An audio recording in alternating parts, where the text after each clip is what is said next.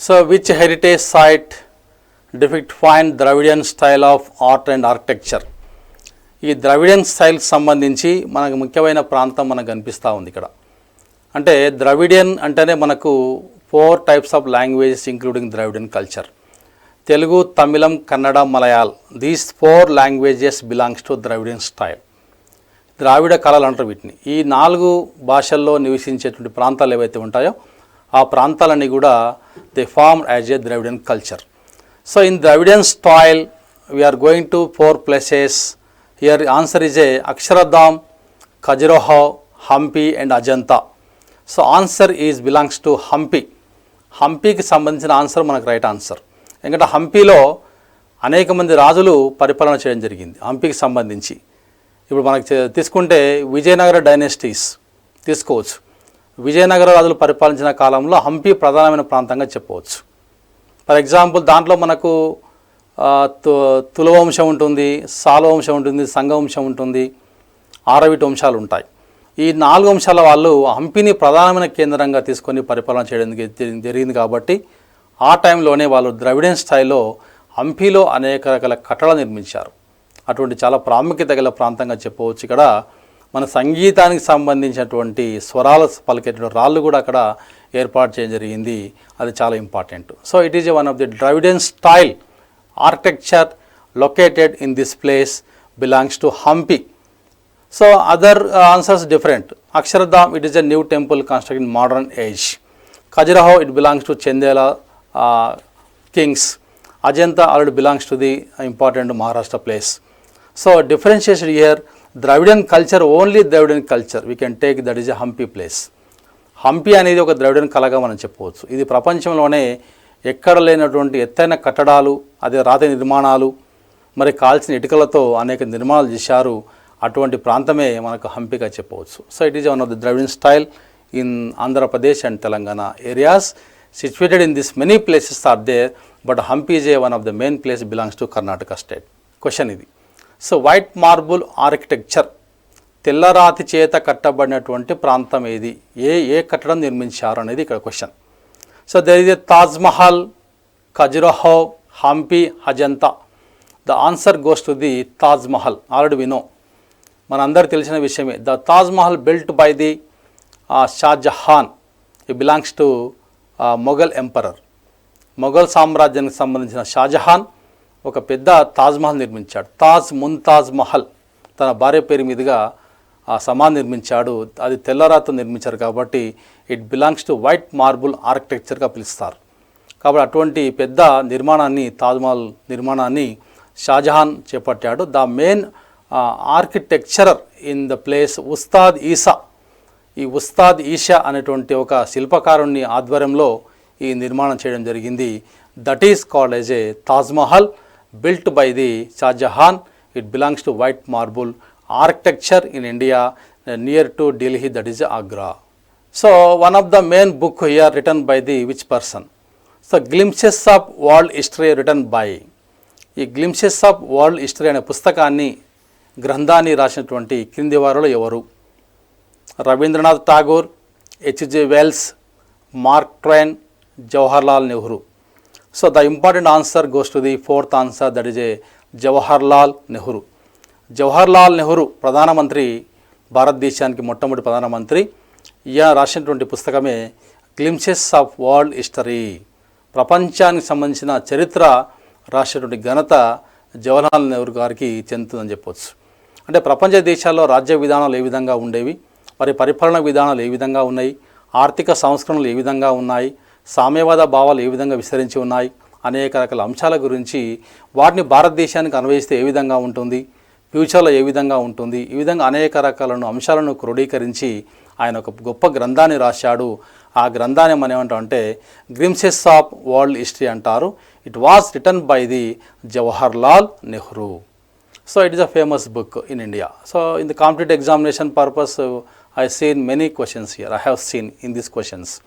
ఈ క్వశ్చన్స్ సంబంధించి చాలాసార్లు ఎగ్జామ్స్లో నేను చూశాను. That is a glimpses of world ఎవరు రాశారు, డిస్కవరీ ఆఫ్ ఇండియా ఎవరు రాశారు, ఈ విధంగా క్వశ్చన్స్ అడుగుతూ ఉంటాడు.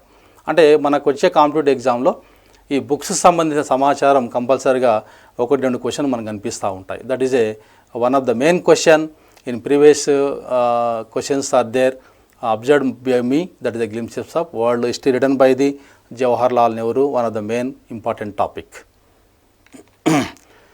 Next, Kuntala waterfalls is located in which district? In Telangana we have so many waterfalls. In India also we have so many waterfalls. అనేక జలపాతాలు ఉంటాయి. అటువంటి జలపాతాల్లో ఒకటి the important water falls in Telangana state, ఒకటి కుంతల జలపాతం. ఈ కుంతల జలపాతం అనేది ఏ జిల్లాలో విస్తరించి ఉంది అనేది క్వశ్చన్.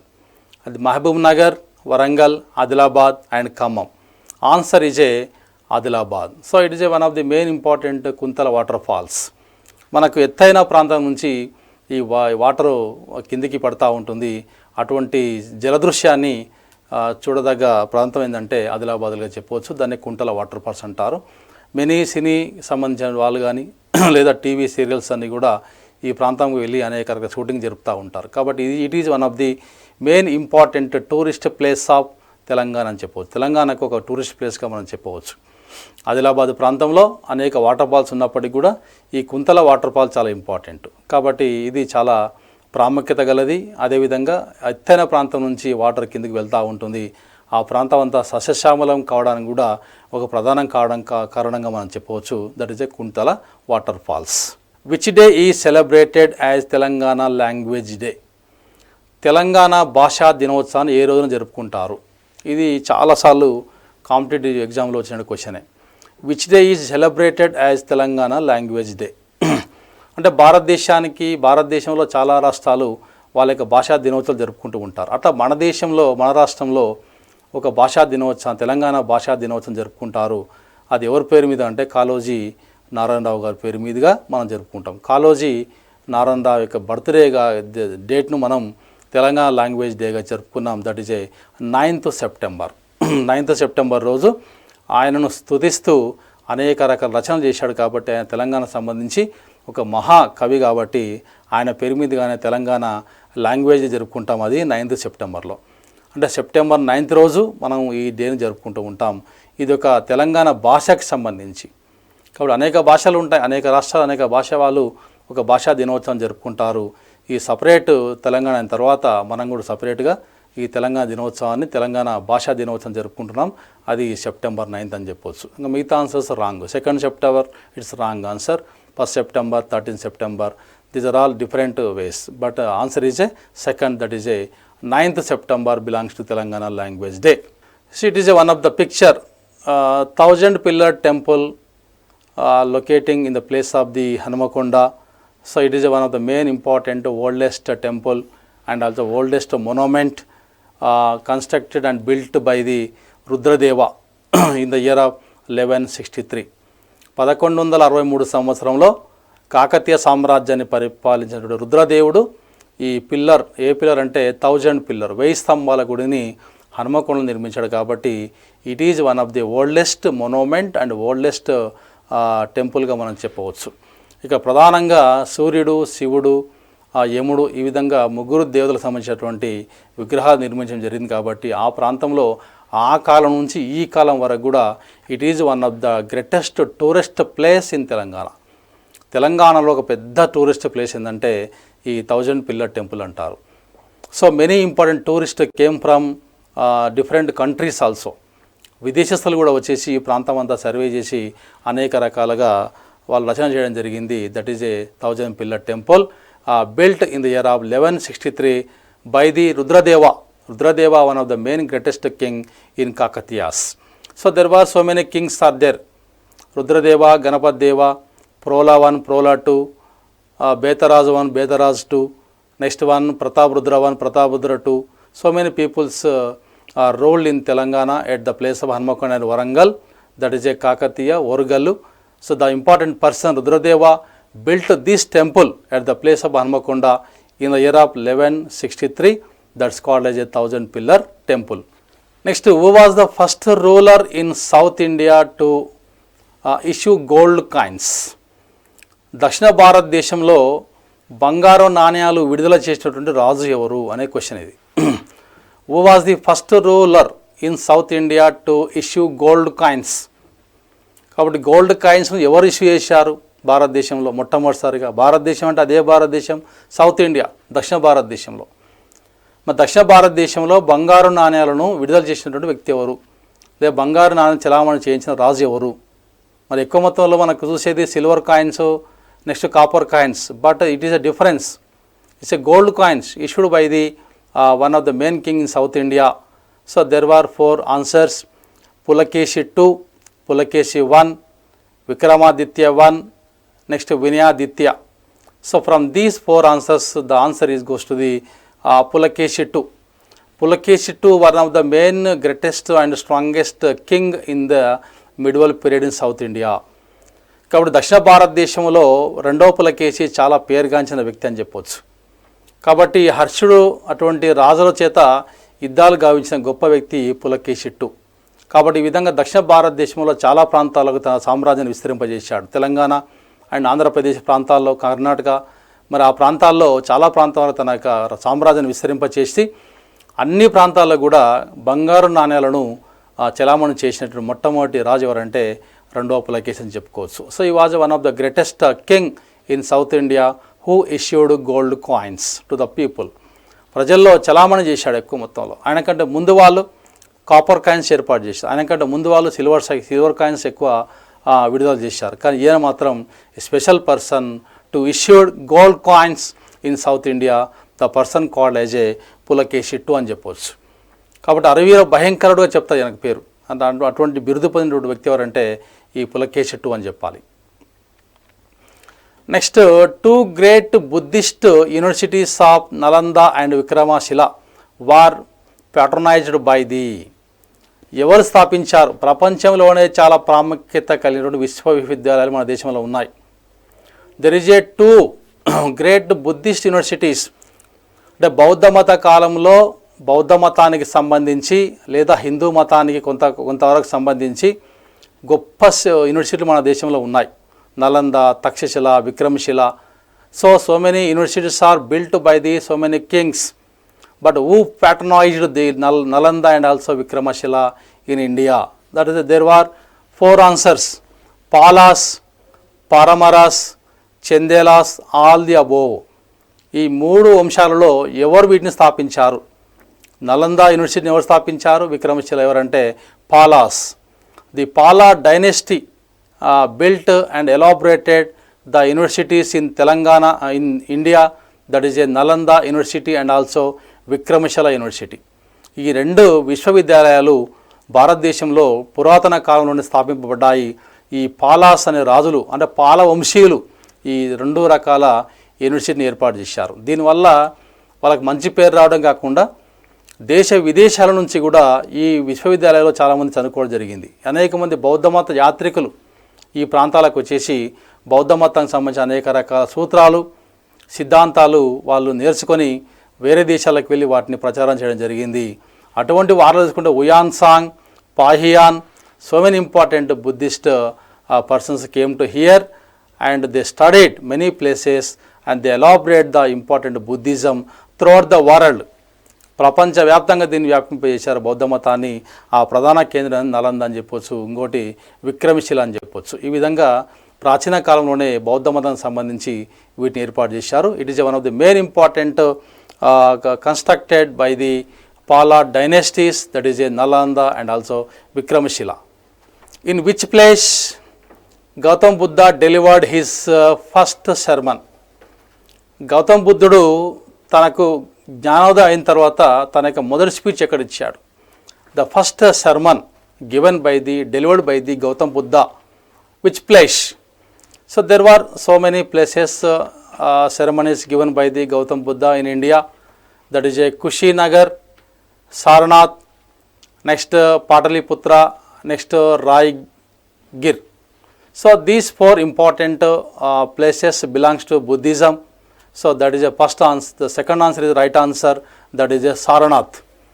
సో గౌతమ్ బుద్ధుడు తన జ్ఞానోదయం తర్వాత తన యొక్క మొదటి ఉపన్యాసాన్ని ఎక్కడ ఇచ్చాడు, అది లేకుంటే మొదటి సందేశాన్ని ఎక్కడ విడుదల చేశాడంటే అది సారనాథులు అని చెప్పవచ్చు. కాబట్టి అప్పటి నుంచి సారనాథ్కు చాలా ప్రాముఖ్యత అనేది ఏర్పడ్డది. సారనాథ్లో ఉన్నటువంటి మనకు సింహ సంబంధించినటువంటి చక్ర సంబంధించినటువంటి అంశాలు భారత ప్రభుత్వం కూడా గుర్తించి వాటిని మన సింబల్గా తీసుకుంటున్నాం. So that is one of the holy place for the Buddhism peoples are Buddhist religions. Next one తీసుకుంటే Kushinagar. It is one of the main important place. బుద్ధుడు నిర్వహించినటువంటి లేదా తను నిర్యాణించిన ప్రాంతమే కుషినగర్ అని చెప్పొచ్చు. పాటలిపుత్ర ఆయన పరిపాలించిన ప్రాంతంగా చెప్పొచ్చు. రాయగిరి అనేది one of the main important monuments ప్లేస్గా చెప్పొచ్చు. ఈ విధంగా మిగతా ప్రాంతాల కంటే ఈ సారనాథ్ చాలా ప్రాముఖ్యత కలది.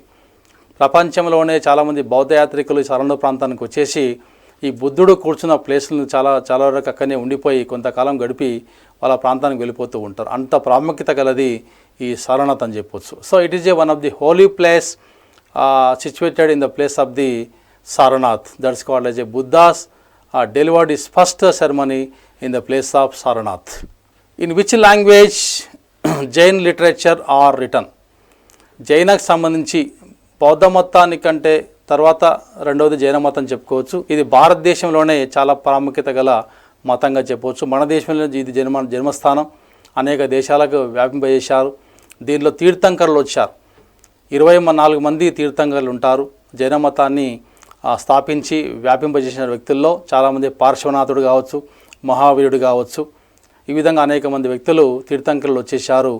వీళ్ళందరూ కూడా భారతదేశంలో ఈ మతాన్ని స్థాపించేసి భారతదేశంలోనే కాకుండా విదేశాలకు కూడా వీటిని ఎక్కువ ప్రచారం చేశారు. They elaborate Jainism from India to other countries. So which language they used for the literature? వాళ్ళ యొక్క రచించడానికి వాళ్ళు ఏ భాషను ఉపయోగించారు, కాబట్టి ఏ సంస్కృతి ఉపయోగించారు తీసుకుంటే మనకు లాంగ్వేజ్లో there were 4 languages: Prakrit language, Sanskrit, Hindi and Bengali. So they used the important Prakrit language. ఈ ప్రాకృత లాంగ్వేజ్ని వాళ్ళు ఎక్కువ మొత్తంలో యూజ్ చేశారు కాబట్టి అది పురాతనమైన లాంగ్వేజ్ చెప్తారు. వాళ్ళ లిటరేచర్లో అన్ని రకాల లిటరేచర్లో వాళ్ళు ఎక్కువ ప్రాకృత భాషను ఉపయోగించారు. అంటే మాట్లాడే భాష మా రిటర్న్ భాష రెండు ఒకటే వాళ్ళు ఉపయోగించారు కాబట్టి it is one of the greatest language in medieval period in the place of Jainism. So Prakrit అనేది చాలా ఇంపార్టెంట్ లాంగ్వేజ్. బౌద్ధ మతం, జైన మతం వాళ్ళు కూడా ఈ ప్రాకృత భాషను బాగా ఉపయోగించారు. పాలీ భాషలు ఉంటాయి, చాలా భాషలు ఉంటాయి. ఆ చాలా భాషలకెల్లా ఈ ప్రాకృత భాష చాలా ప్రాముఖ్యత కలదు కాబట్టి రచనలు కానీ ప్రజలు మాట్లాడే భాష కూడా రెండు ఒకే రకంగా ఉండేది కాబట్టి చాలామంది కవులు ఆ కాలం రచయితలు దీని ద్వారానే, ఈ భాష ద్వారానే అనేక రచనలు కూడా చేసేవారు. ఇంకా సాంస్క్రిట్ డిఫరెన్స్. సాంస్క్రిట్ వేరే, హిందీ, బెంగాలీ ఈ different languages compare to Prakrit. Who among the following founded the Satavahana dynasty? Telangana ప్రాంతంలో దాంతో దక్షిణ భారతదేశంలోనే శాతవాహన వంశం చాలా గొప్ప వంశంగా చెప్పవచ్చు. అటువంటి వంశాన్ని స్థాపించిన వ్యక్తి ఎవరు? ఏ రాజు ఈ వంశాన్ని స్థాపించాడు? So who founded the Satavahana dynasty in south place? That is Simuka, next Kanha, Satakarni and Krishna. So from these 4 answers the right answer is a first one, that is a Simuka or Srimuka. Srimuka Shatavahana, he was one of the greatest person who founded Shatavahana dynasty in India. కాబట్టి ఆయన తర్వాత మనకు చాలామంది రాజులు వచ్చేస్తారు. యజ్ఞశాతకర్ణి కానీ, కృష్ణవన్ కానీ, కృష్ణ 2 కానీ, అదేవిధంగా చాలామంది శాతవాహనులు వస్తూ ఉంటారు. ఆ శాతవాహనులకెల్లా గొప్ప పర్సన్ ఎవరంటే the first person the founded the Satavahana dynasty in India, especially in south India, and it belongs to Andhra Pradesh and also Telangana places ruled by him. అతని చేత చాలా ప్రాంతాలు పరిపాలన చేయబడ్డాయి. దక్షిణ ప్రాంతంలో నెల్లూరు వరకు తీసుకుంటే తెలంగాణ ప్రాంతంలో కరీంనగర్ ప్రాంతాల్లో కూడా ఈ శాతవాహన డైనెస్టీ బాగా అభివృద్ధి చేసుకోవడం జరిగింది. శ్రీముఖ తర్వాత చాలామంది రాజులు వాళ్ళ యొక్క డైనెస్టీని బాగా విస్తరింపజేశారు. So that is the first person Srimukha అని చెప్పవచ్చు.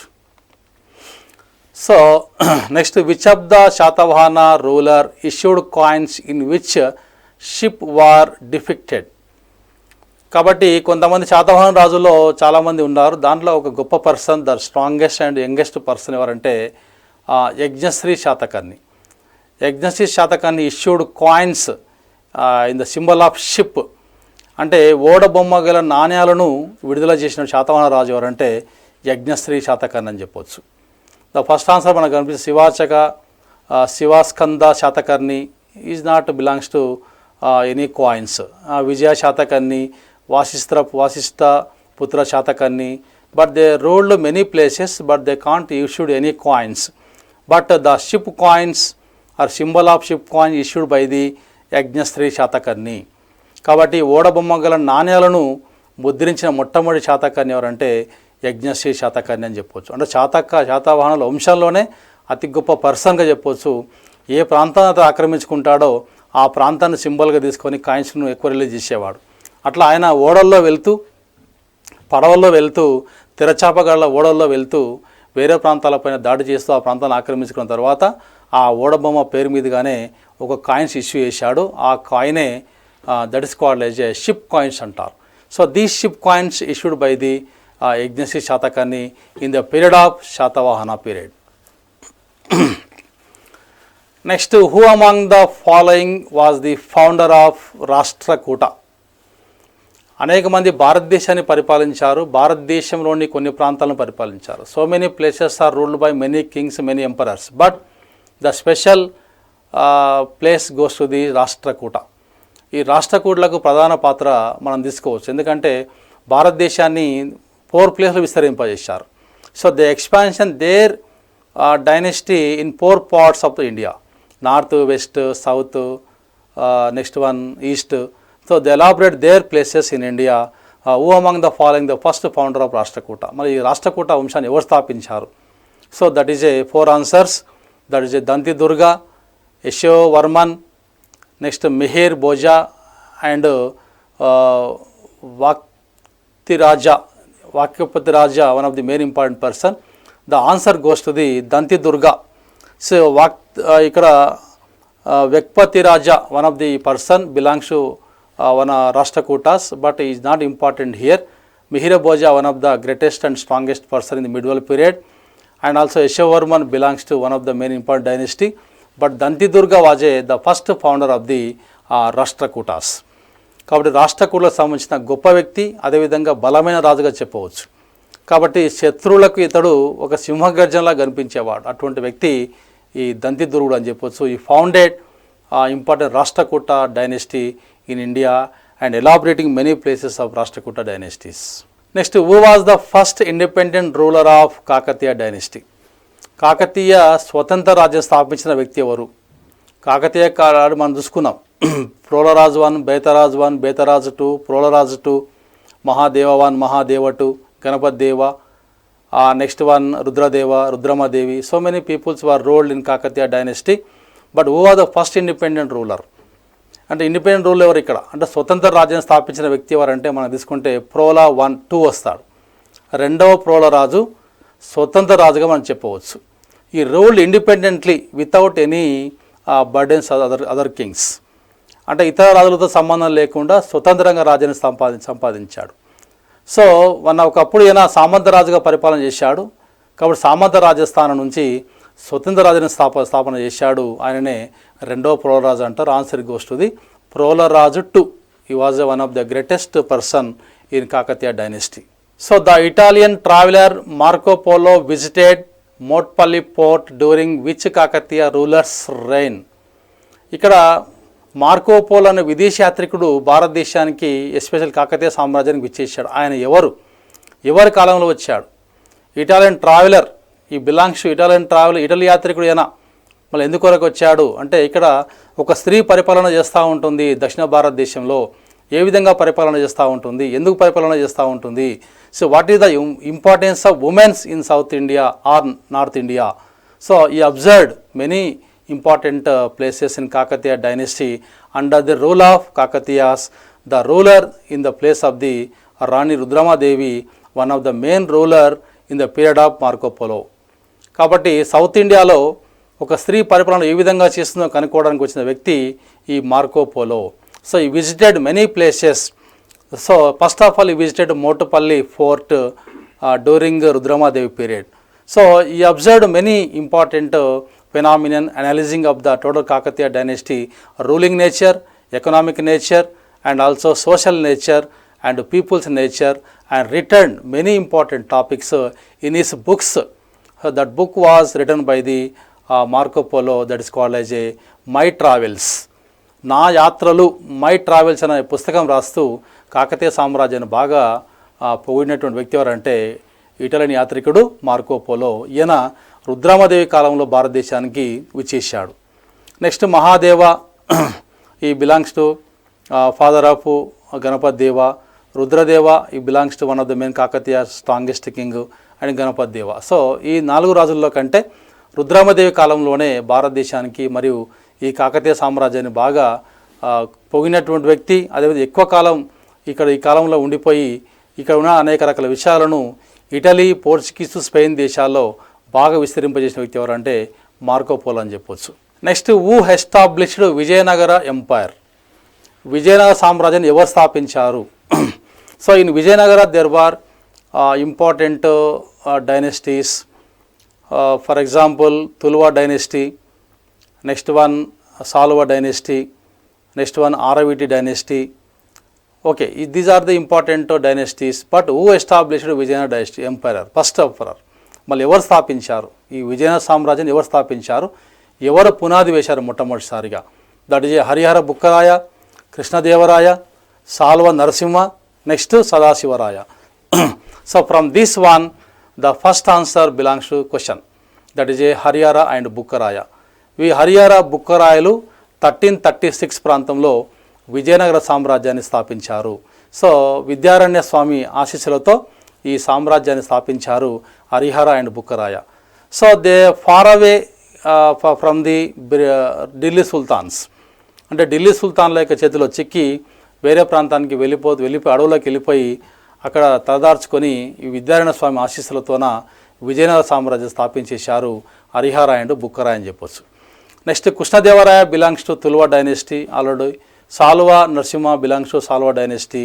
సదాశివరాయ also belongs to the Aravidu dynasty. So it is one of the main important emperors belongs to Karnataka, Andhra Pradesh and Telangana. So many places occupied by this one. So for example, the greatest person in these options, Krishnadevaraya, he was one of the main greatest persons in Tuluva dynasty. He belongs to many places and constructed many monuments in Telangana and also Andhra Pradesh. Vijayanagara Empire was established in the year of ఏ సంవత్సరం స్థాపించారు? That answer goes to the 1336. 1307, 1308, 1318, 1348, 1336. So answer goes to the 1336. 1336లో ఈ Vijayanagara డైనెస్టీని Harihara and Bukkaraya కూడా స్థాపించడం జరిగింది. ఈ ప్లేస్లోనే అనేక ప్రాంతాలు విస్తరింపజేశారు. ఎప్పుడైతే 1336 నిర్ణయించే టైం ప్రకారం వాళ్ళు ఏర్పాటు చేసుకున్నారు. So they are fought against Delhi sultanates. Delhi సుల్తాన్కు వ్యతిరేకంగా పోరాటం చేశారు. కానీ వారు పోరాట కాలంలోనే ఇది బాగా గొప్ప రాజ్యంగా వెలువరిసింది. కాబట్టి ఆ విధంగా దక్షిణ ప్రాంతంలో అనేక ప్రాంతాలను ఆక్రమించేసి ఈ పెద్ద సామ్రాజ్యాన్ని స్థాపించిన గొప్ప వ్యక్తుల్లో Harihara and Bukkaraya. They established the many important dynasty, that is a Vijayanagara dynasty in the year of 1336. Next, who was the Delhi sultan at the time of establishment of Vijayanagara empire? మళ్ళీ విజయనగర సామ్రాజ్యాన్ని స్థాపించే కాలంలో ఉన్నటువంటి ఢిల్లీ సుల్తాన్ ఎవరు?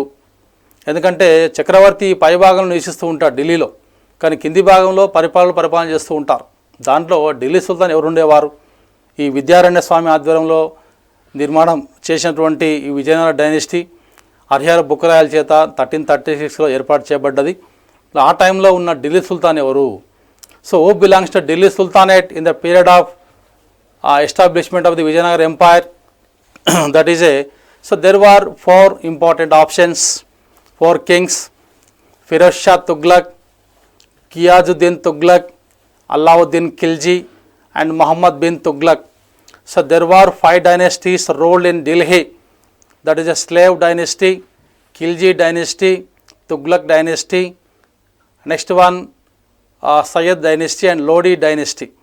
But in the period of Vijayanagara Empire establishment, that is a Muhammad bin Tughlaq, it is answer belongs to Tughlaq dynasty.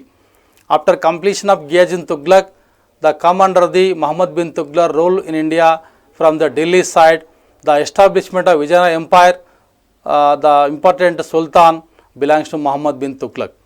కాబట్టి Mohammed bin Tughlaq ఢిల్లీని పరిపాలించిన కాలంలోనే భారతదేశంలో సౌత్ ఇండియాలో విజయనగర సామ్రాజ్యాన్ని స్థాపింపజేశారని చెప్పవచ్చు. కాబట్టి ఢిల్లీ సుల్తాన్లకు వ్యతిరేకంగా పోరాటం చేసి అనేక ప్రాంత రాజులను, అనేక ప్రాంత ప్రజలను క్రోడీకరించి అందరినీ ఒక దగ్గర చేర్చి అతి గొప్ప సామ్రాజ్యం స్థాపించారు Harihara and Bukkarayas. Next Vijayanagara and Bahmani sultans fought frequently for control over. Vijayanagara ప్రాంతం మరియు బహమనీ సుల్తాన్లకు మధ్య ఎప్పుడు యుద్ధం జరుగుతుందో ఒక ప్రాంతం కొరకు, మళ్ళీ ఆ ప్రాంతం ఏది? ఇక్కడ విజయనగర పాలకులకు మరియు బహమనీ సుల్తాన్లకు మధ్య ఒక ప్రాంతం కొరకు ఎప్పుడు యుద్ధాలు జరుగుతూ ఉండేవి. So which place they fought together, Vijayanagara and Bahmani sultans? That is there are 4 places: Raichur, Doab, Bijapur, Golconda and Gulbarga. The answer goes to the Raichur Doab. ఈ రాయచూర్ దోఆబ్ అనేది చాలా ఇంపార్టెంట్ ప్లేస్.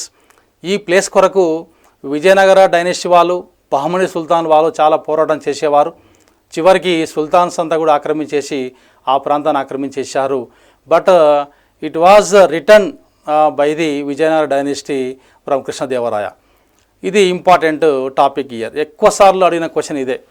బహమనీ సుల్తాన్లకు మరి విజయనగర పాలకులకు ఏ ప్రాంతం కొరకు యుద్ధాలు జరుగుతుండేవి కామన్గా అని చెప్తే మన రాయచూర్ దోఆబ్ అని చెప్పొచ్చు.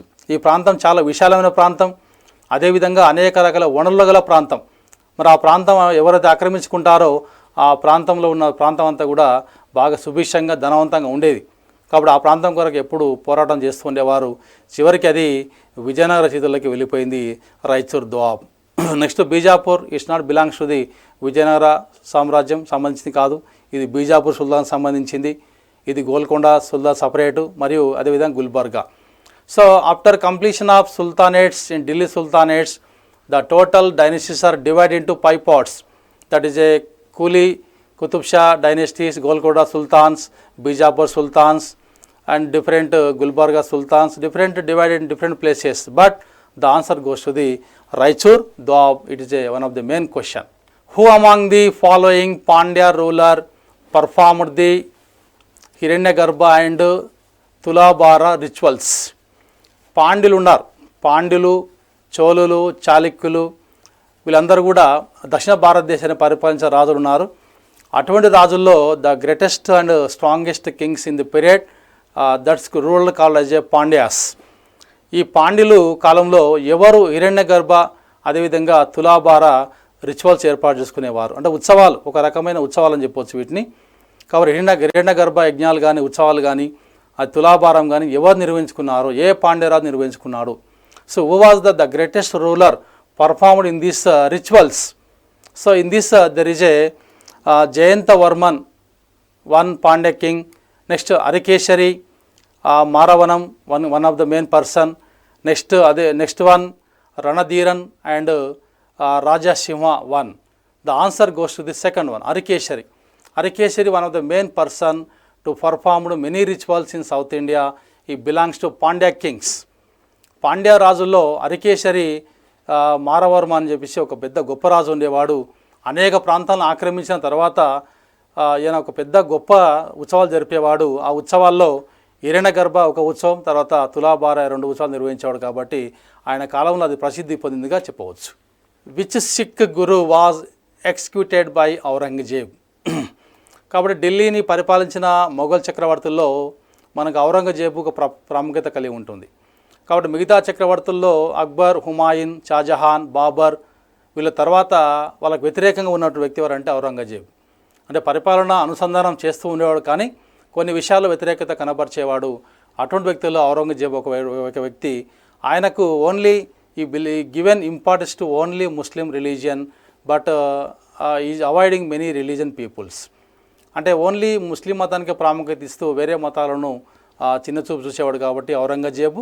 సో ఈయన కాలంలో ఒక సిక్కు గురువుని ఈయన ఉరి తీయించాడు. ఆ పర్సన్ ఎవరు? So Sikh important, already we know Sikh religion belongs to India. That is a Guru Nanak established in Sikh religion. So there were so many important gurus. The gurus are goes to the which guru executed by the Aurangzeb?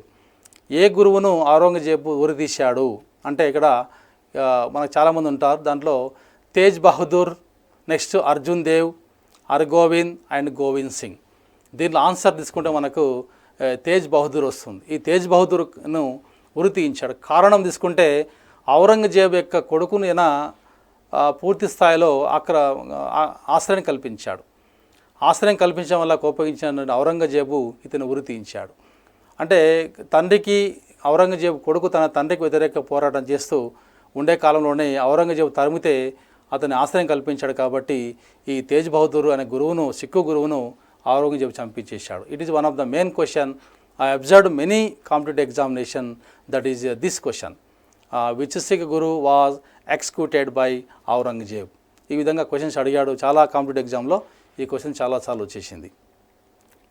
Next, which of the following is not correctly matched.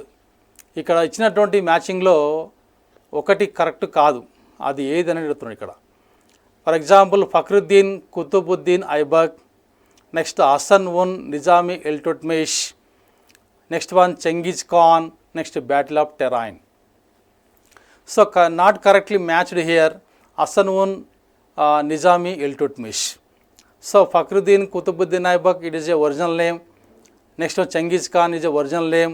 Next Battle of Tehran original name, but it is not a original name. So that is one of the not correct answer.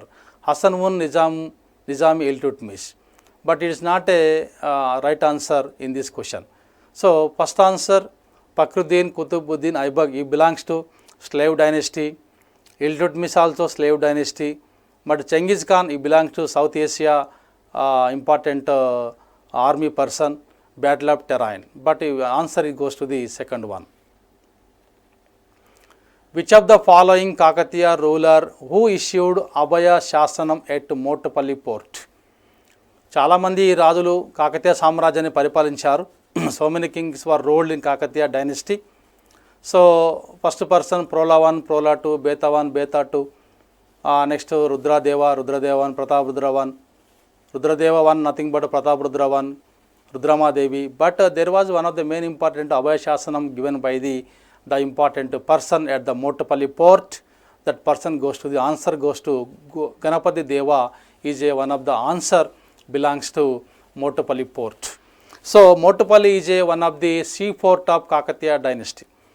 కాకతీయుల కాలంలో మోటుపల్లి ఓడరేవు చాలా ప్రధానమైంది. అనేక ప్రాంతాల నుంచి exports import జరుపుకోవడానికి ఈ మోటుపల్లి రేవును ఉపయోగించుకున్నారు. కాబట్టి ఆ మోటుపల్లి రేవులో ఒక అభయ శాసనం వేశాడు. ఆ శాసనం వేసినటువంటి వ్యక్తి ఎవరంటే గణపతి దేవ అని చెప్పుకోవచ్చు. కాబట్టి రుద్రమాదేవి శాసనాలు వేశారు, మహాదేవుడు శాసనాలు వేశాడు, రుద్రదేవుడు శాసనాలు వేశాడు. బట్ ద ఇంపార్టెంట్ శాసనం అభయ శాసనం given by the place of Motupalli by Ganapati Deva. He was one of the greatest king in the amongst all Kakatiya dynasties. He ruled many years, nearly 54 years, 50 to 60 years ruled by the Ganapati Deva after Mahadeva. Next one, who built the Brihadishwara temple in Tanjavur, which is one of the largest Hindu temple. కాబట్టి Brihadeeswara temple south ఇండియాలో ఉన్నట్టు గొప్ప టెంపుల్గా భావిస్తారు. ఇది హిందూ మతంలోనే చాలా పెద్ద టెంపుల్గా చెప్తారు. So it is one of the largest Hindu temple in south or India అని చెప్పుకోవచ్చు, Brihadeeswara temple. So it built by which important kings year. ఇక్కడ తీసుకోవచ్చు మనం Arinjaya Chola, next Sundara Chola, Rajaraja Chola 1, Rajendra Chola. The answer goes to the Rajaraja Chola 1, third answer. So next one Arinjaya Chola, he belongs to one of the person belongs to Chalukya kings, Chola kings. Next Sundara Chola after king of the Rajendra Chola. Next Rajendra Chola, he was son of the Rajendra Chola 1. So Rajaraja Chola ఇది నిర్మించాడు. అంటే ఎప్పుడైతే తమిళ దేశం పైన దండయాత్ర చేస్తాడో, తమిళ దేశంపై దండయాత్ర చేస్తూ ఆ మధుర అదేవిధంగా మధురయ ప్రాంతాలు ఆక్రమించుకున్న తర్వాత అక్కడ తీసుకొచ్చిన సైనికుల చేత ఈ నిర్మాణం చేపట్టాడు ఈ రాజరాజ చోళ 1. కాబట్టి ఇది చాలా ముఖ్యమైన టెంపుల్, చాలా రాతి చేత కప్పబడ్డ టెంపుల్గా చెప్పవచ్చు. అంటే రాతి చేత కప్పబడ్డ అతి గొప్ప టెంపుల్. పెద్ద పెద్ద బండరాలు మళ్ళీ గుండ్లు కూడా పైకి వరకు తీసుకుపోయి దీన్ని చేశారు. కాబట్టి ఇది బృహదీశ్వర టెంపుల్ గొప్ప టెంపుల్గా చెప్పవచ్చు. It is one of the largest Hindu temple in India and also largest temple in south India. భారతదేశంలో చాలా టెంపుల్స్ ఉన్నాయి, కానీ దాంట్లో ఒకటి. బట్ ఇన్ సౌత్ ఇండియాలో ఏ టెంపుల్ లేదు ఇంత పెద్ద టెంపుల్. అటువంటి టెంపుల్ నిర్మించిన రాజు ఎవరంటే రాజరాజ చోళ 1 ఈయన నిర్మించేశాడు. So Alexander invaded India during the reign of. కాబట్టి అలెగ్జాండర్ భారతదేశంపై దండయాత్ర చేయించినప్పుడు ఏ రాజు భారతదేశం పరిపాలిస్తుండేవాడు అనేది question. So he invaded many places, not only India, other places also. కాబట్టి ప్రపంచ విజేత కావాలనే కోరిక ఉండేది అలెగ్జాండర్కు. అటువంటి వ్యక్తి భారతదేశంపై దండయాత్ర చేశాడు. ఆ దండయాత్ర చేసినప్పుడు భారతదేశంలో పరిపాలకుడు ఎవరు ఉండేవారు? కాలౌశకుడా, మహాపద్మనందుడా, లేదా మహానందినా, లేకుంటే ధననందుడా అని చెప్పేసి. The answer goes to the Dhanananda. So he belongs to Nanda dynasty. ధననందుడు ఉన్న కాలంలో భారతదేశంపైకి అలెగ్జాండర్ దండయాత్ర చేశాడు. అలెగ్జాండర్ అటువంటి వ్యక్తిని ఓడించిన రాజులు భారతదేశంలో చాలామంది ఉన్నారు. అటువంటి వారిలో Chandragupta Maurya one of the main greatest person defeated Alexander. Alexander ఓడించేశాడు. అలెగ్జాండర్ యొక్క సైనికుడు సెలికస్ నికటోర్ కూడా ఓడించేసి భారతదేశం నుంచి వాళ్ళందరినీ కూడా వెళ్ళగొట్టడం జరిగింది చంద్రగుప్త మౌర్య. సో ఈ was one of the main important person of kingdom of Greek, belongs to Philip సామ్రాజ్యం. ఫిలిప్ సామ్రాజ్యానికి ఒక ఆది పురుషుడిగా చెప్పవచ్చు అలెగ్జాండర్. అటువంటి వ్యక్తి భారతదేశంపై దండయాత్ర చేసినాడు. ఆయనకు వచ్చిన కాలంలో భారతదేశంలో ఉన్నటువంటి వ్యక్తి ఎవరంటే ధననందుడు అని చెప్పొచ్చు. The Chinese traveller who visited the Gupta court was. మనకు చాలామంది చైనా నుంచి యాత్రికులు వస్తూ ఉంటారు గుప్తుల కాలంలో. గుప్తుల కాలంలో వచ్చినటువంటి ముఖ్యమైన చైనా యాత్రికుడు ఎవరు? Who was the Chinese traveller visited in the India Gupta court was. గుప్తుల కాలంలో, గుప్త సామ్రాజ్య కాలంలో చైనా నుంచి వచ్చినటువంటి గొప్ప వ్యక్తి ఎవరు? ఎవరు యాత్రికుడు ఎవరు అంటే మనకు answer Hiuen Tsang, Fahien, Enlai and none. The answer goes to the Fahien. Fahien కాలంలో, చంద్రగుప్త మౌర్యుని కాలంలో ఈ పాహియాన్ అనే వ్యక్తి భారతదేశానికి చైనా నుంచి రావడం జరిగింది. So he belongs to Buddhist. ఆయన కూడా బౌద్ధమత యాత్రికుడే. భారతదేశంలో ఉన్న బౌద్ధ మతాన్ని స్వీకరించి బౌద్ధ మతం ప్రచారం చేసి భారతదేశంలో కాకుండా ప్రపంచ దేశ నలుమూలల బౌద్ధ మతాన్ని ప్రచారం చేయడానికి పూనుకున్న వ్యక్తి పాహియాన్. సో ఈ wrote many books. So eastern side of Buddhism అనే పుస్తకం రాశాడు. ఎస్టర్న్ సైడ్ ఆఫ్ బుద్ధిజం అంటే తూర్పు దేశాల వైపున బౌద్ధ మతం ఏ విధంగా ప్రచారం చేయాలి. కాబట్టి ఈయన వల్ల ప్రభావితమైన చాలామంది రాజులు ఇండియాలో కానీ వేరే దేశాలకు బౌద్ధ మతం స్వీకరించి దాన్ని వ్యాప్తి చేయడానికి చాలా కృషి చేశారు. ఇక్కడ Hiuen Tsang one of the greatest person. So he also visited India in the period of హర్షుడు పరిపాలించే కాలంలో మన దేశానికి హుయాన్సాంగ్ వచ్చాడు. ఈయన కాలంలో కూడా భారతదేశంలో బౌద్ధ మతం బాగా ప్రచారం చేసేసాడు. చైనాకి వెళ్ళి చైనాలో కాకుండా అనేక ప్రాంతాల్లో బౌద్ధ మతాన్ని బాగా ప్రచారం చేశాడు Hiuen Tsang. Enlai not belongs to the Buddhism. So these are the one of the main answer. The Chinese traveller who visited the Gupta court was. Answer goes to the Fahien. కాబట్టి పాహియాన్ అనేది ఇక్కడ ఆన్సర్గా మనం చెప్పవచ్చు. Which of the following was common both to Harappan and Rigvedic cultures. మనం ఇంతకుముందు చెప్పుకున్నట్లు Harappa civilization చెప్పుకున్నాం, రిగ్వేదిక్ కల్చర్ చెప్పినాం. After completion Harappan the important Rigvedic culture come under this period. ఈ పీరియడ్లోనే హరప్పా కల్చర్ తర్వాత రిగ్వేదిక్ కల్చర్ వచ్చింది. మళ్ళీ ఈ రెండింటి మధ్య కొన్ని విషయాలు బోత్ కామన్గా ఉన్నాయి. మళ్ళీ కామన్గా ఉన్న విషయాలు ఏమిటి? ఇక్కడ ఐరన్ ఇంప్లిమెంట్స్ కావచ్చు, ఫిమేల్ డైటీస్ కావచ్చు, హర్బన్ సెంటర్స్ కావచ్చు, మనకి హార్సెస్ కావచ్చు. కాబట్టి మనకు ఆన్సర్ తీసుకుంటే హార్సెస్ వస్తుంది ఎక్కువ. హార్సెస్ అనేవి రెండు యుగాలకు సంబంధించిన ప్రాంతాలుగా చెప్పవచ్చు. అంటే హరప్పా రిగ్వేదన్ కల్చర్ సంబంధించి రెండు బోత్గా ఉన్నటువంటి అంశం తీసుకుంటే హార్సెస్. కాబట్టి ఇది ముఖ్యమైన ఆన్సర్గా చెప్పవచ్చు. Iron implementation, Harappan civilization not using by iron ఓర్స్.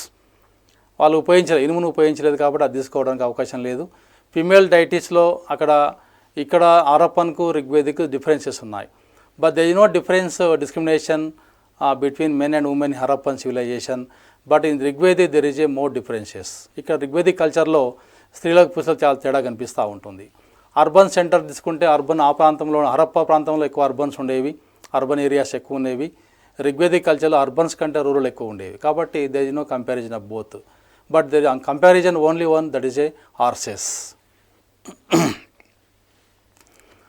Which one of the following archaeologists initially discovered the Mohenjo-daro site of the Indus Valley civilization? కాబట్టి ఇండస్ వ్యాలీ సివిలైజేషన్లో ఈ మహెంజోదర్ అనే సైట్ను ఎవరు కనుగొన్నారు, ఎవరు అభివృద్ధి చేశారు? So there were so many important scientist commander this one to searching of many places of Indus civilization. అంటే ఇండస్ సివిలైజేషన్ బాగా సర్చ్ చేయడానికి చాలామంది శాస్త్రవేత్తలు వచ్చేసారు. వారిలో చాలామంది ఉన్నారు. సర్ జాన్ మార్షల్, ఈ was one of the director of to invention of Indus civilization in India. భారతదేశంలోని సింధు నాగరికత ప్రాంతాన్ని పరిశీలన చేయడానికి నియమించబడ్డ గొప్ప డైరెక్టర్ ఎవరంటే సర్ జాన్ మార్షల్. అంటే భారతదేశాన్ని పరిపాలించే కాలంలో లార్డ్ రిప్పన్ అనే గవర్నర్ జనరల్ ఆధ్వర్యంలో ఒక శాఖ ఏర్పడ్డది.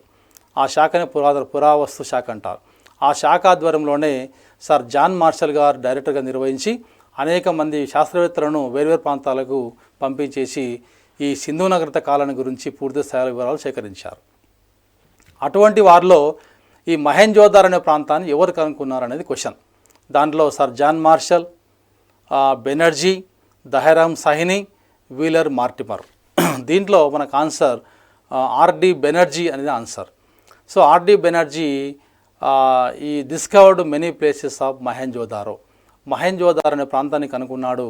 అక్కడ ఉన్నటువంటి అనేక ప్రాంతాలు తీసుకున్నట్టయితే it is difference among the places. మనకు రూపార్, బన్వాలి, నెక్స్ట్ అదేవిధంగా వేరే ప్రాంతాలు చాలా ఉన్నాయి, మనకు సింధు ప్రాంతాలు చాలా ఉన్నాయి.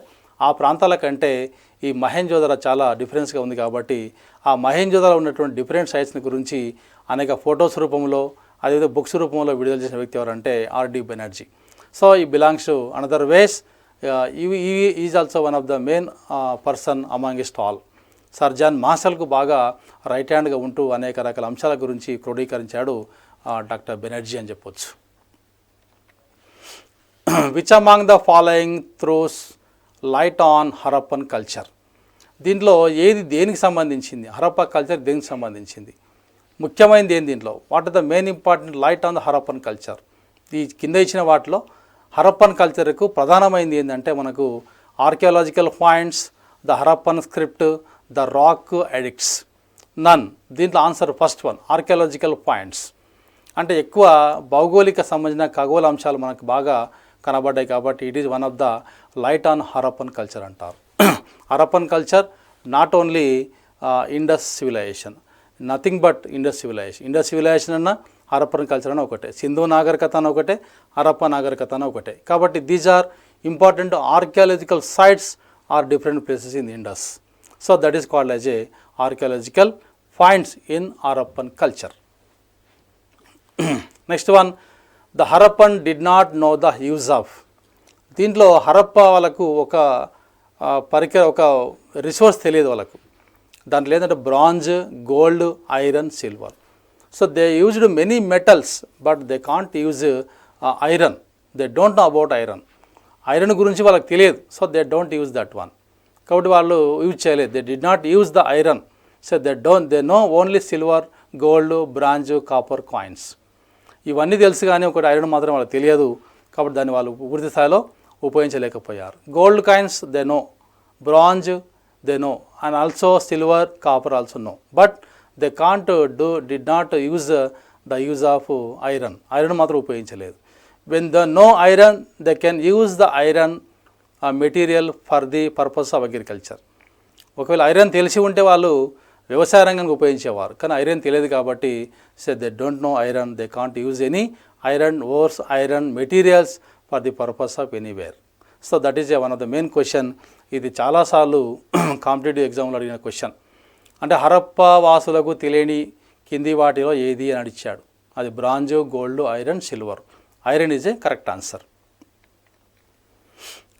The great bath of Indus valley civilization is found at. The great bath, మహాస్నానవాటిక అంటారు. ద గ్రేట్ బాత్, మహాస్నానవాటిక పిలుస్తారు. అంటే ఇది ఎక్కడ ఉంది, ఎక్కడ నిర్మించారు, దీని ముఖ్యమైన లక్షణాలు ఏముంటాయి. So the great bath is a one of the main important construction in the place of Indus. That is a మనకి ఎక్కడ Harappan, Mohenjodaro, Ropar and Kalibangan. So second answer ఇది మహెంజోదారో. ఇది ఇంపార్టెంట్. మహెంజోదారో అనే ప్రాంతంలో మనకి ఎక్కువ మొత్తంలో ఈ గ్రేట్ బాత్ నిర్మించారు. గొప్ప మహాస్నానవాటిక అంటారు. అంటే సామూహికంగా స్నానం చేయడానికి కానీ ఇండివిజువల్గా స్నానం చేసుకోవడానికి మాత్రం ఇది చాలా ఉపయోగపడేది. So they are using hot and cool water for their bathing.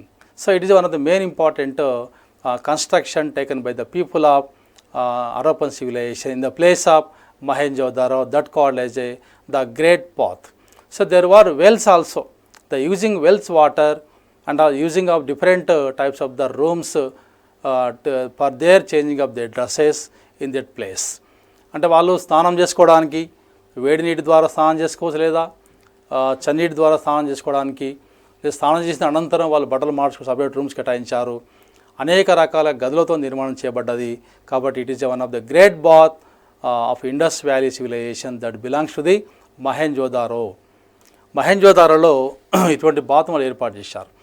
మిగతా సివిలైజేషన్ తీసుకుంటే ఎక్కడ ఇటువంటి గొప్ప గ్రేట్ బాత్ లేదు.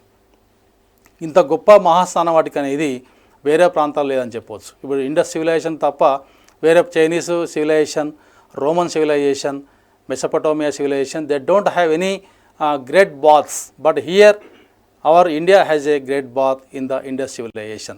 So this great bath constructed in technical way, అంటే సాంకేతిక రంగాన్ని ఉపయోగించుకొని దీన్ని వాళ్ళు ఏర్పాటు చేశారు. So it is one of the main important greatest important place that is a Mohenjodaro, that's called as the great bath. Next, with which period is in Indus valley civilization associated? ఏ పీరియడ్లో ఇండస్ సివిలైజేషన్ అనేది అభివృద్ధి చెందింది, మళ్ళీ ఏ పీరియడ్లో start అయింది, ఏ పీరియడ్లో end ఉంది? అంటే సింధు నాగరికత కాలం ఏంది అనేది క్వశ్చన్ దీనికి సంబంధించి. 567 to 487 BC, 327 to 325 BC, 300 to 200 BC, 2300 to 1750 BC. The answer goes to the fourth answer. So I observed many type of competitive purpose.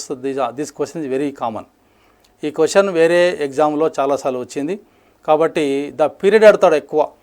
Indus civilization సంబంధించి పీరియడ్ ఎక్కడ, ఏ పీరియడ్లో వాళ్ళు స్టార్ట్ అయింది, ఏ పీరియడ్ ఎండ్ అయింది. So BC అంటే మనకు ఎక్కువ నుంచి తక్కువ వస్తూ ఉంటుంది కాలం అనేది. కాబట్టి in 2300 to the 1750 belongs to the Indus civilization in India అని చెప్పవచ్చు. It is a very very important question for the competitive examination. Next, which of the following is not correctly matched? ఇక్కడ ఉన్నటువంటి వాటిలో ఒకటి కరెక్ట్ మ్యాచ్ కాదు, మళ్ళీ మిగతా 3 correct match అయినాయి. మళ్ళీ అది ఏది? ఒకటి తీసుకుంటే బ్రహ్మ Samaj reformist movement, Prarthana Samaj reformist movement, Aligarh movement reformist movement, next Arya Samaj movement, it belongs to reformist movement. ఈ 4గిట్లో ఒకటి మ్యాచ్ కాలేదు. మళ్ళీ అది ఏది అంటే మనకు answer last one, that is a Arya Samaj movement, it is reformist movement. దీంట్లో ఇది కాదు. సో మిగతావన్నీ కూడా రిఫార్మిస్ట్ మూమెంట్సే, but it is not one of the question answer. Arya Samaj. Brahmo Samaj, it established by the one of the Raja Rammohan Roy, it is one of the reformist movement. Next Prarthana Samaj, it belongs to the Mahadev Govind Ranade or Atmaram Pandurangan. Next Aligarh moment, Ahmad Khan. So these are all goings to the reformist movement. అంటే ఇవన్నీ కూడా సమాజంలో ఉన్నటువంటి చెడును, మూఢనమ్మకాలను, సతీ సహగమనాన్ని, అదేవిధంగా విచక్షణను పారదూరడానికి వచ్చిన మూమెంట్స్గా చెప్పొచ్చు. But Arya Samaj it is a different among 3. మూడింటికంటే ఇది చాలా సపరేట్గా ఉంటుంది. ఒక మతాన్ని లేక సిద్ధాంతాలను, ఒక వేదాలను, వేదాంగాలను బేస్ చేసుకొని వచ్చిన మూమెంటే ఆర్య సమాజ్ మూమెంట్ అంటారు. కాబట్టి they are given to priority to Vedas. So Arya Samaj given movement given by the import Dayananda Saraswati. You wrote many books. For example, Satyartha Prakashika, Go to Vedas slogan given by the Arya Samaj. That is a main important places elaborating throughout India, and also it established many important countries also. కాబట్టి ఈ విధంగా 4 వీటికంటే ఈ 4ది మాత్రం అంత reformist movement కాదు. It is a one type of movement belongs to the people prosperous. ప్రజల యొక్క సౌభాగ్యాన్ని కోరి దీన్ని స్థాపింపజేశారు దయానంద సరస్వతి గారు. So these are the main important one. Who among the following established the Tattvabodhini Sabha in 1839 at Calcutta? దీంట్లో ఎవరు తత్వబోధిని సభను ఏర్పాటు చేశారు? 1839 సంవత్సరంలో కలకత్తా నగరంలో ఈ తత్వబోధిని అనే సభను ఏర్పాటు చేశారు. ఎవరు ఏర్పాటు చేశారనేది ఆన్సర్ క్వశ్చన్. కాబట్టి ఆ కాలంలోనే మనకు మధ్యగా భారతదేశంలో పునరుజ్జీవన ఉద్యమం జరిగింది. ఆ పునరుజ్జీవన ఉద్యమ కాలంలోనే మనకు రాజా రామ్మోహన్ రాయ్ గారు కానీ అదేవిధంగా దయానంద సరస్వతి గారు కానీ, రామకృష్ణ మిషన్ వివేకానంద గారు కానీ, ఈ విధంగా అనేక మంది వ్యక్తులు బయటకు వచ్చేసారు. So they establish many institutions for the purpose of welfare of the people. అంటే ప్రజల సంక్షేమం దృష్టిలో పెట్టుకున్నారు, విచక్షణ పాటిస్తూ ఉన్నారు. We have the so many important superstitions. So there is A many discrimination among the people. So there is a one of the lag between rich and poor sections. ఈ విధంగా ఉన్నాయి, కుల మతాలు ఉన్నాయి. కాబట్టి వీటిని పారదొలడానికి అనేక ప్రాంతాలలో కొన్ని సంస్థలు స్థాపించారు. దాంట్లో Tattvabodhini one of the main important Sabha established by the person goes to the Debendranath Tagore. He was brother of Rabindranath Tagore గారి యొక్క తమ్ముడు కాబట్టి దేవేంద్రనాథ్ ఠాగూర్ గారు కలకత్తా నగరంలో ఈ సభను ఏర్పాటు చేసి ఇది పెద్ద సంస్థగా మారిపోయింది. అనేక రకాల రచయితలకు ఆహ్వానం పలికాడు. అనేక మంది వ్యక్తులు వచ్చేసి ఒక లిటరేచర్ కార్యక్రమాన్ని ఏర్పాటు చేయడానికి ఈ తత్వబోధిని సభను బాగా ఉపయోగపడ్డా అని చెప్పొచ్చు. అక్కడ Kesavananda Chandra Sen, he was one of the greatest important movement list in India. Next Rammohan Roy, he was one of the main important person. And Shivanath Shastri, one of the main important person in the medieval period of India. But Debendranath Tagore elaborate his thesis to all over India. కాబట్టి తత్వబోధన ద్వారా అనేక రకాల అంశాలను అతడు బాగా ప్రపంచవ్యాప్తంగా చేయడానికి చాలా ప్రయత్నం చేశాడు. దీనికి అనేక మంది వ్యక్తులు బాగా తోడ్పాటు చేశారు. కాబట్టి తోడ్పడడం వల్ల ఈ తత్వబోధిని సభకు అనేక రకాల గుర్తింపు అనేది వచ్చేసింది. అంటే సాహిత్య రంగంలో కానీ, కళల రంగంలో కానీ, అదేవిధంగా మానవుల యొక్క మానవతావాదికి సంబంధించిన అనేక అంశాలు వీటిని బోధిస్తూ అనేక గ్రంథరూపాలను క్రోడీకరించిన వ్యక్తి ఈ Debendranath Tagore. So it is also one of the main important question in coming examination also. So which of the following is associated with the young Bengal movement? ఈ క్రింది వాటిలో ఒక వ్యక్తి యంగ్ బెంగాల్ మూమెంట్ తీసుకొచ్చాడు. Young Bengal movement. So it is one of the main important movement taken by the people of many places in India. But one person took this movement against superstitions, against British rules. So here Dirazio, one person, next one Mitra Bandhu, next Native Marriage Act and Bethune School. So he belongs to Dirazian. So the Dirazian took the moment of Young Bengal movement. In the part of young leaders, the people who are belong to youths, so they took many membership in the Young Bengal movement and fought against the Britishers. అంటే British వాళ్ళకు వ్యతిరేకంగా young Bengal ఉద్యమాన్ని తీసుకున్న వ్యక్తి ఈ డిరాజియో అని చెప్పొచ్చు. కాబట్టి he was one of the main important socialist and communist person in belongs to the Bengal, west Bengal. So he formed many important institutions against britishers. Britisher తీసుకొచ్చినటువంటి ఉద్యమాల వల్ల వాళ్ళకు వ్యతిరేకత ఉద్యమాలలో ప్రధాన భాగం వహించింది ఎవరంటే యంగ్ బెంగాల్ మూమెంట్ అని చెప్పొచ్చు. కాబట్టి యంగ్ బెంగాల్ మూమెంట్లో ఈయన ప్రధాన పాత్ర వహించాడు. స్వదేశం లేకుండా విదేశాల్లో కూడా వాటిని బాగా విస్తరింపజేశాడు. So it is one of the main moment took by the Derozio in Bengal movement, that's called as a young Bengal movement. So in previous DSC question it is one of the important. So young Bengal movement started by the who among these అనే question ఇచ్చాడు. అంటే ఎవరు స్థాపించారు young Bengal moment అనేది మనకు చాలాసార్లు DSC ఎగ్జామ్లో ఇచ్చాడు. అది బ్యాంకింగ్ ఎగ్జామ్లో ఈ క్వశ్చన్ మనకు కనిపించింది. So it is one of the answer is a Derozio. మిత్రబంధు separate one. Native marriage act it is under British rule. Next Bethune school it is one of the main important Christian school elaborating education facilities in India.